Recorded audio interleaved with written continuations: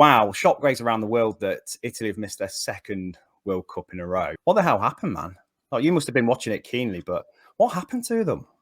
It was so frustrating to watch, and it was the typical Italian performance of they've underestimated a team. They dominated the game, as was to be expected. North Macedonia defended very well. They couldn't create the right opportunity. You look at the stats, and Italy had over 30 shots at goal, I think, but the majority of them were just Dominic Berardi shooting from outside the box, and just I lost count of how many chances he had to score, and just fluffed his lines every single time. Immobile, I think, had 7 attempts at goal himself, couldn't get anywhere near. And we talked about it before the game, the last pod, that their attacking players are just out of form or don't necessarily turn up for their country. And they lined up with probably the wrong lineup. They waited way too long to make changes, and Pellegrini came on and looked bright, but didn't have enough of a run at the game to do anything for it.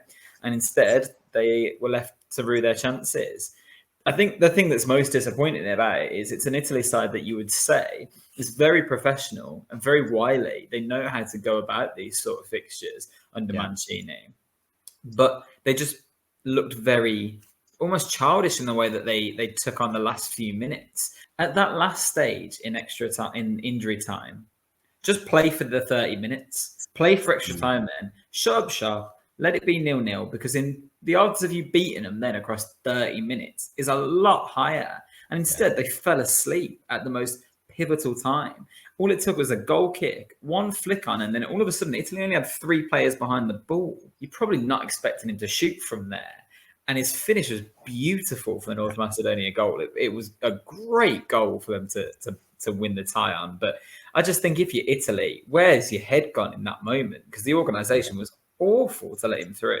It was naive, really naive. We said that after the game, didn't we? What were they doing, letting a route one pass from the goalkeeper end up within shooting distance or shooting range? And I think Jorginho's taken a lot of flack in the game itself, really, for not tracking back anywhere near enough. It's like they were playing for extra time, like you said, which was probably the right thing, but shut up shop and don't let them shoot. The fact they were playing in Palermo and Trikowski scores, who's an ex-Palermo player, is just another kind of insult to injury, really. It's like another layer of embarrassment. And it wastes more than just this result, because now, like you say, there's a lot of players that probably won't be there the next time that Italy have a chance at a national tournament.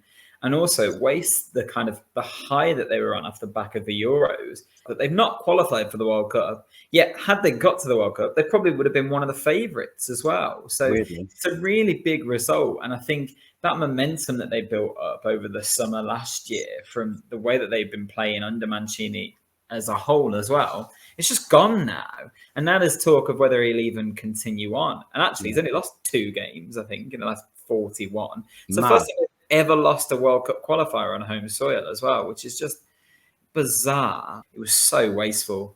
Insigne barely got in the game as well.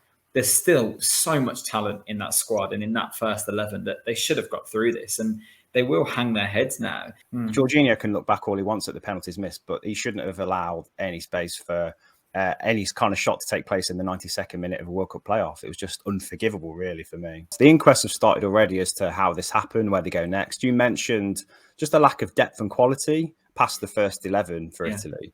And I think a lot of the Italian media have done what England used to do back in the day when they looked at results like this and say youth development's just not been good enough. And you could probably say that for Italy. They've got some very good young players, but they are entering their prime now. They're in their mid to early 20s. There's no teenagers coming through that you could earmark from the youth teams and say, you know what, they've been impressing. So that's rare for Italian football. They tend to always have a wave of pretty good youth teams coming through. There are still some young players. I think we forget that Federico Chiesa was obviously missing for this game, and he's still very, very young. Nicolo Barella will be there for the next couple of tournaments as well. He's a fantastic midfielder. But you are right, their overall development, if you look at how even England are at the moment with how they're bringing young players through. I mean, I watched their under-21s the other night, and there's a couple of them that you can imagine being in the next World Cup quite comfortably. Italy don't really seem to have those players on the mark yet. The fact that João Pedro got his debut in this game, but I think he's over 13 already. Like, that's what they've got to call on at the moment. And it's just not been good enough for them. And it's going to be a struggle to rebuild this squad now. And I wonder how Mancini feels about doing that.